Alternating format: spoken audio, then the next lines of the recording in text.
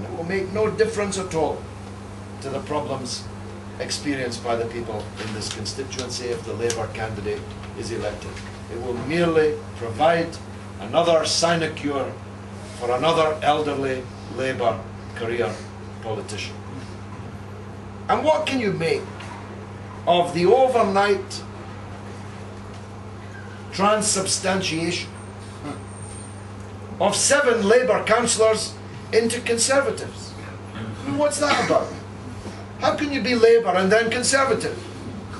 It's like being a Rangers Celtic supporter. It's an impossible. How can you discover one day you were Labour yesterday, today you're a Tory? No principle. What it proves is they were never Labour to begin with. Yeah. That's what it proves. And it proves that Labour and the Conservatives are just two cheeks of the same backside. Tweedledee and Tweedledum. No difference between them. It's easy to go from Labour to Conservative, or as Quentin Davis, the former Thatcherite minister, proved just the other day, it's equally easy to go from being a Conservative to Labour, because they all stand for the same things on all the important issues of the day. And don't we have the best example of it in the glorious form of the Rolls-Royce Conservative candidate, Mr. Tony Litt. They keep saying he's handsome. I mean, he's got a big head of hair. I'll grant you that. I bet it's not all his own. Tony Litt donated £8,800 to Tony Blair 6 days before he became the Conservative candidate against Labour.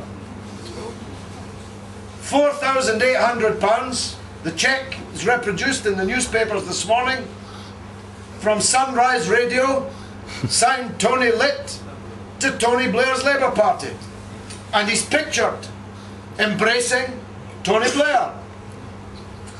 7 days later, wearing the same necktie, as it happens, not everything changes.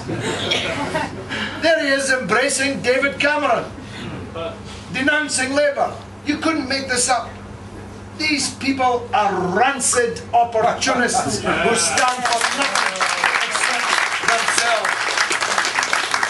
Nothing could be more clear. What do they stand for, the Liberal Democrats?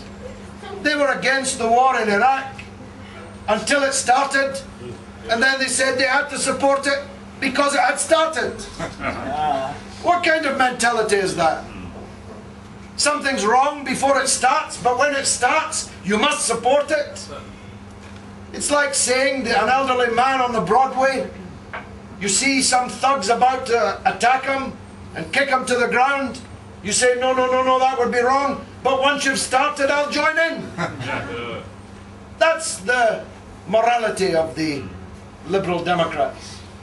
In any case, they now, having supported the war these last 4 years, want to withdraw our soldiers from Iraq, only to put them into Afghanistan.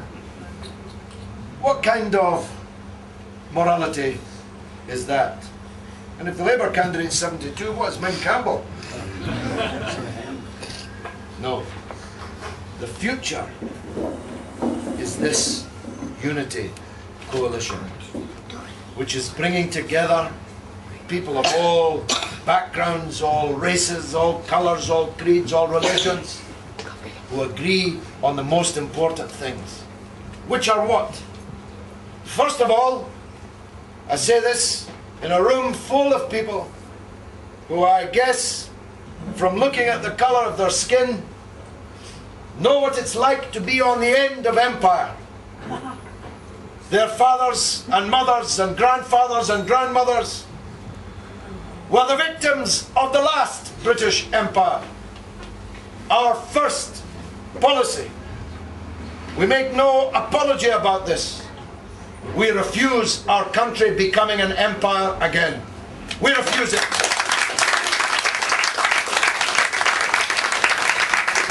You know, when the British arrived in Bengal, there was a big mural in the House of Commons showing some nabob sitting on his throne being petitioned by the first representative of Her Majesty, handing over the papers and a bag of sweets, and in return he took India. When the British arrived in Bengal, it was the richest place in the whole world. And when Britain left Bengal, it was the poorest place in the whole world. And you don't have to be Albert Einstein to work out what happened in between. The British stole it all. That's what empires do. They go to other people's countries, they invade them, they kill them, they occupy them, and then they loot them.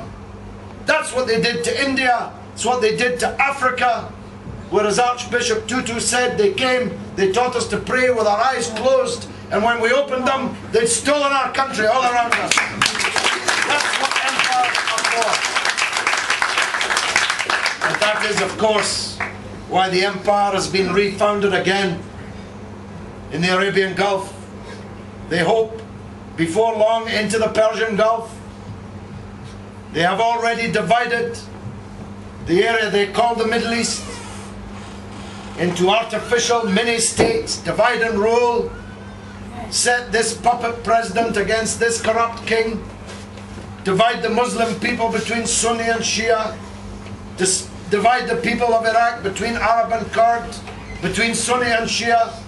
Sound familiar to any of you from the Indian subcontinent? Yes. That's exactly how a few thousand Britishers ruled India and looted it over centuries, by setting one against the other, by granting small favours to this group, to turn against that group, by arming these people and setting them against that people.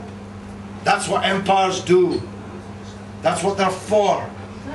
And it's no different in the empire of the 21st century than it was in the empires of the 18th, the 19th and the 20th centuries.